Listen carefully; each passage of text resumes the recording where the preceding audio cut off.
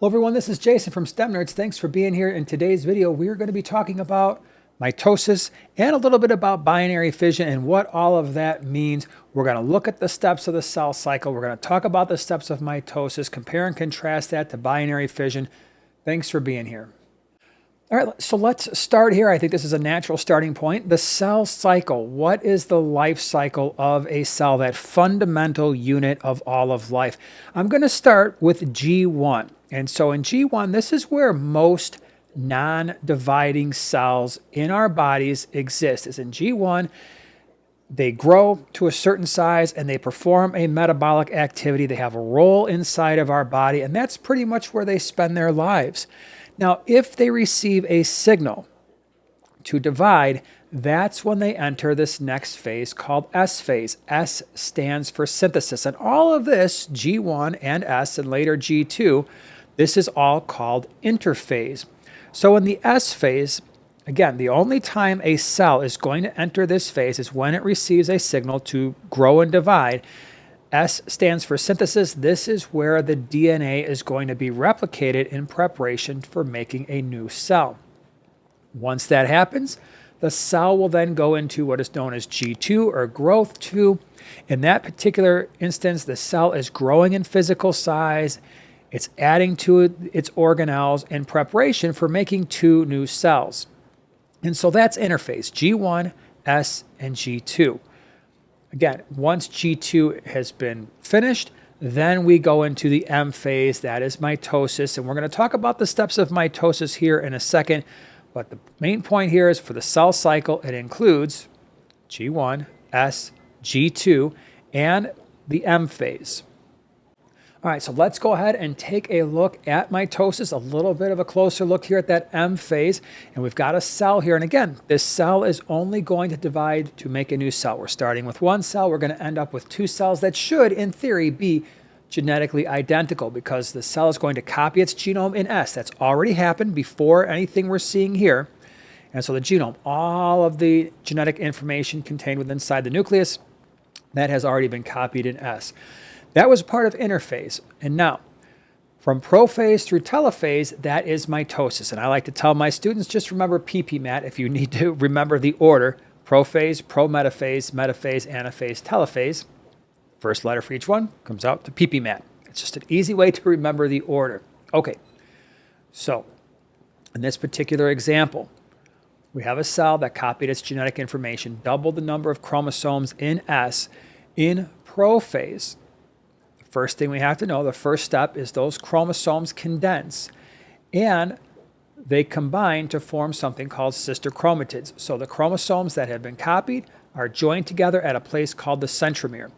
You're going to see blue and red here because two came from the father, two came from the mother, two came from the male, two came from the female.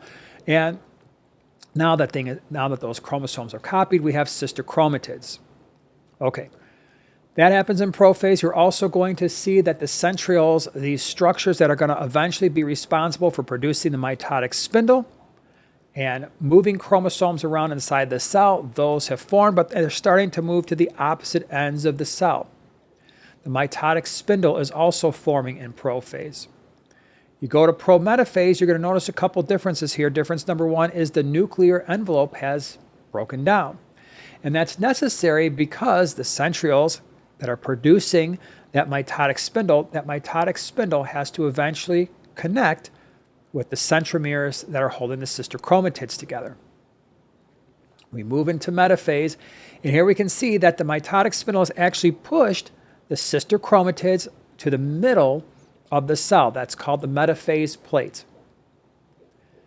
In anaphase, the sister chromatids separate into individual chromosomes once again, and you're going to see that each new cell is going to have 4 chromosomes. In telophase, and then later in cytokinesis, what's going to happen here as the cells begin to split, nuclear envelopes are going to start to reform, chromosomes are going to start to uncondense once again, and we're going to have 2 new cells that are genetically, in theory, should be genetically identical to one another, minus any genetic mutations or mistakes that have happened in the process of replicating the DNA. But they should be genetically identical. So if we review, what I like to kind of summarize for my students, if we review the diploid number of the cell, that's all the chromosomes inside of a somatic cell, a body cell, that was going to be 4 chromosomes. The cell in S had to double the number of chromosomes, so we went from 4 to 8, but the chromosomes are identical. All right, so we went from 4 to 8 in S, and it stayed that way until we got to anaphase, where we went from 8 back down to 4 in each new cell. And so we returned back to a diploid number, a full complement of genetic material of 4 chromosomes in each new daughter cell.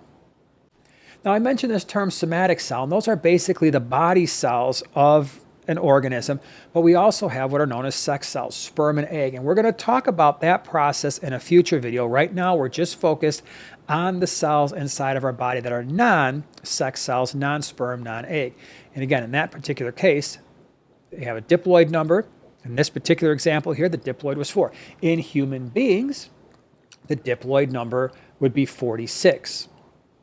Now, this whole process is highly regulated inside of a healthy cell, and there are checkpoints that cells have to go through within the cell cycle to ensure that the cell is dividing properly. And so the first thing that's going to happen is you're going to have a G1 checkpoint, and that G1 checkpoint is happening right before the synthesis phase of interphase, making sure that the cell is healthy and it's ready to go. And then it's going to go through S and G2. And then there's going to be another checkpoint to ensure that the cell has copied all that genetic material and that it's ready to go through division. And then there's going to be another checkpoint in the process of mitosis to make sure that that process has happened correctly. And at any one point, if the cell does not pass that checkpoint, in theory, what it's supposed to do is undergo apoptosis, programmed cell death. Now, if the cell does not properly go through those checkpoints and it bypasses one of those checkpoints, that's when cancerous cells can arise. And there's a few things that happen. Actually, there's a lot of things that have to happen in order for a cell to become cancerous. One of the things that has to happen, obviously, again, is it has to bypass one or more of those checkpoints.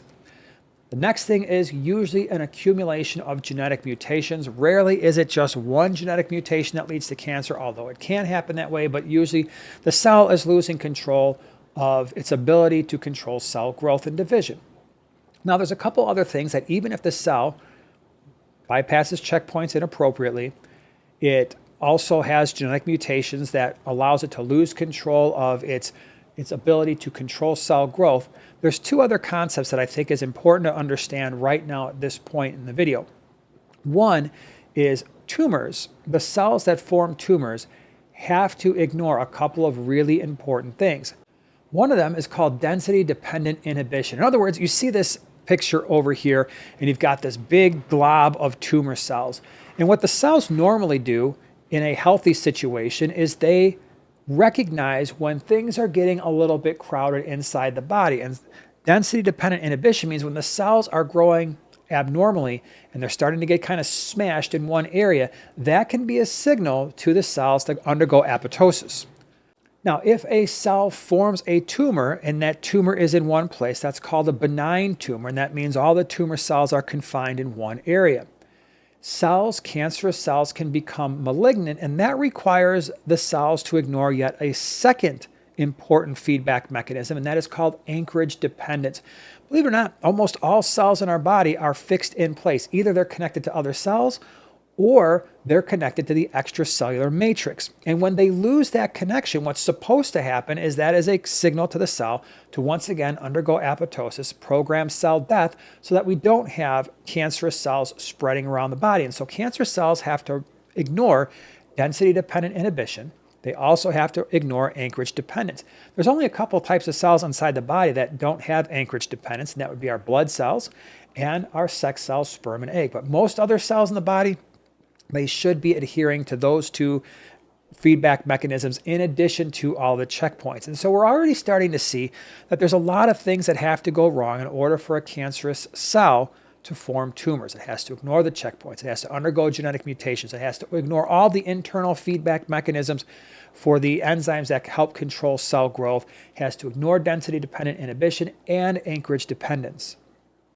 So that was mitosis. That's what's happening inside of a eukaryotic cell. But in prokaryotic cells, things are a little bit different. They undergo something called binary fission. And I don't have a bunch of steps that you need to memorize for that one, at least not in this video. Binary fission, we're going to keep it simple. This is what happens in a prokaryotic cell. They don't have a nucleus. They don't have membrane-bound organelles. And so what happens is that single circular chromosome is replicated. And if the cell has plasmids, often those will be replicated independently as well. And once that individual single chromosome, circular chromosome, has been replicated, the cell will then split in two. And once again, minus any genetic mutation, the two daughter cells should be genetically identical. All right, everyone, so that was how somatic cells undergo mitosis and binary fission for prokaryotic cells. As always, thank you so much for being here. Have a great week, everyone.